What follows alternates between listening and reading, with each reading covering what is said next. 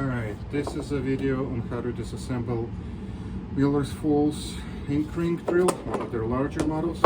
They made a couple different ones, and I'm fortunate to have both representatives of those models. But let's start with a simple one. So this one does not have a ratcheting mechanism, it's just a simple hand crank.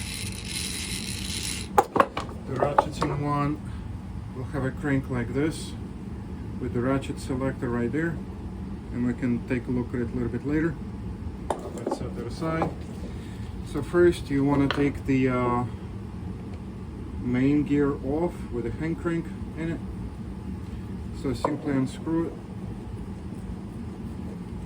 and of course, if it doesn't budge, use penetrating oil, use heat with caution. Now we can take the actual head crank off by unscrewing it here.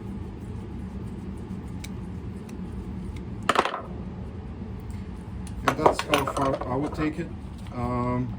If the wooden handle is really loose and it bothers you, you'll have to grind the pinned shaft off right here and just replace it. But whatever, for now let's just set it aside. The screw. Now this one, the gear, I believe you can drive this bolt out with a hammer. I see no reason to do that, and frankly I don't know if it's a good idea because it seems to be in pretty tight. Again, if I want to paint it, clean it, I don't really need to have the this screw out. So again, just set it aside. Next, take the chuck off just by spinning it.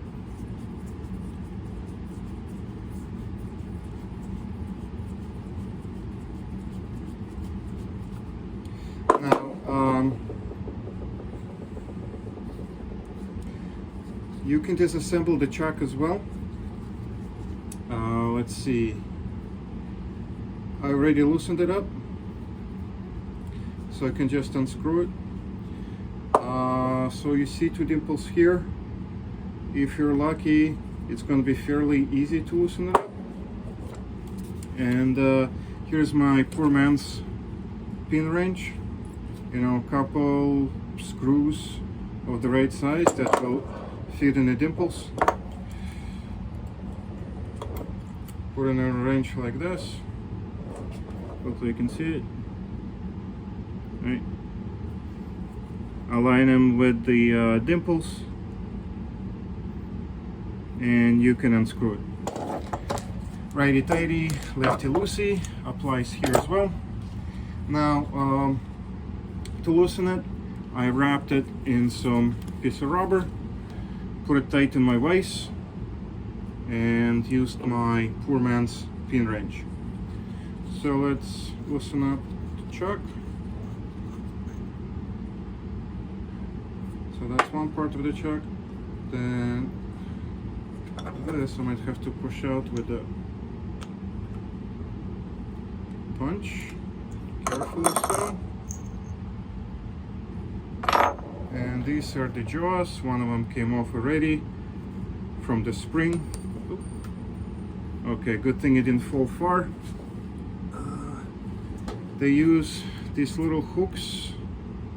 You don't want to lose them, otherwise you'll have to make one. So I'm just gonna set it aside, but basically you can take the jaws off the hooks and, you know, clean everything out. Again, just gonna set it aside for now, and just remember how it all goes. Now here I can take the handle off. Let's see if I can quickly do so. And what I'm using is the hand screw clamp and some punches. I find it very convenient. Let's see if I can drive it out. Which way would be the best? Let's see, let's try this way first. And this is a 3/32 punch. Yep, seems to be working, driving the pin out. Let's see, you can see pin coming out.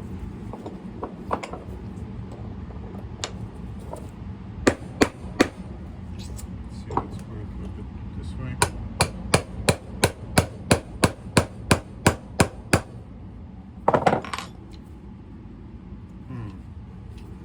I think, let's see, I might need a slightly thinner punch.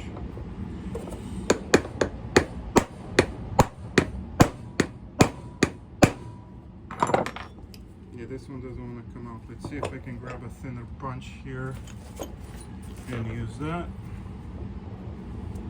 But carefully, because I don't want to break my thin punch.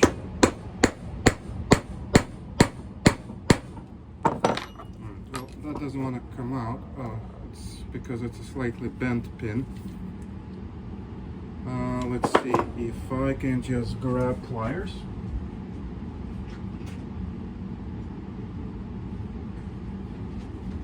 And just twist it out. I mean, some of this pins can be taken out.